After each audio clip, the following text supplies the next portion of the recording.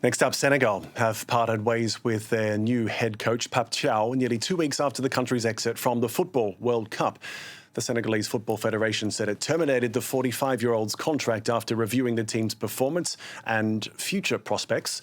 Thiaw's side were knocked out of the World Cup by Belgium after taking a 2-0 lead into the 86th minute before conceding 2 late goals and a penalty.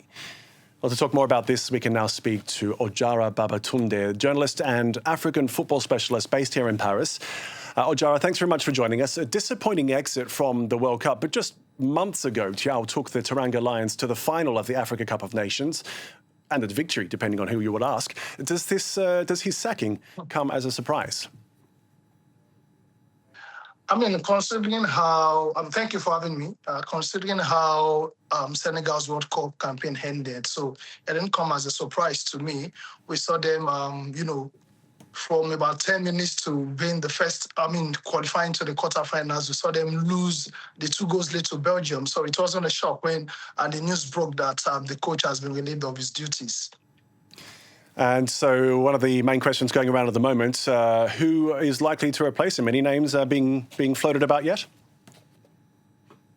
There have been a couple of names going around, according to various reports. We've got the likes of Abibe, who was a French footballer and also played in Senegal at some point, and also Patrick Vieira, who was at some point the coach of OGC Nice, and also coming with the experience of managing Crystal Palace. And also we've got Hervé Renard, the Frenchman who has won 2 African trophies, and who is the man who's coming with a lot of experience playing in the African football. So I think one of those 3 names should be, or probably will be the one to take them to the next step and also probably get them their second trophy, like you said, depending who you're asking about how many AFCON the Senegalese team have won.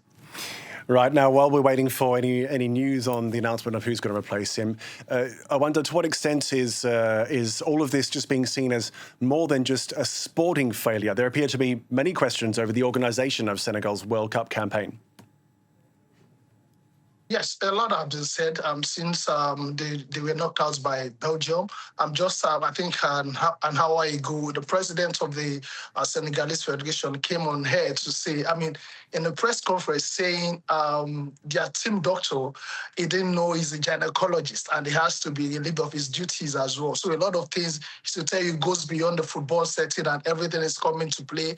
Immediately they lost to Belgium again. We saw how one of their players went on air on his social media, on Instagram, to release a statement saying he's stepping back from the national team duties until they get a new coaching staff. So that's to tell you, it goes beyond sporting football activities in the Senegalese camp. They were delayed in the United States for like close to 5 or 6 days before flying back after being eliminated at the World Cup. So a whole lot happened and contributed to their defeat, if you ask me. But then the federation has been moved, it's been shaken. Okay, some frustration then for Senegalese football fans there. For now, Ojara Babatunde, thanks very much for your time.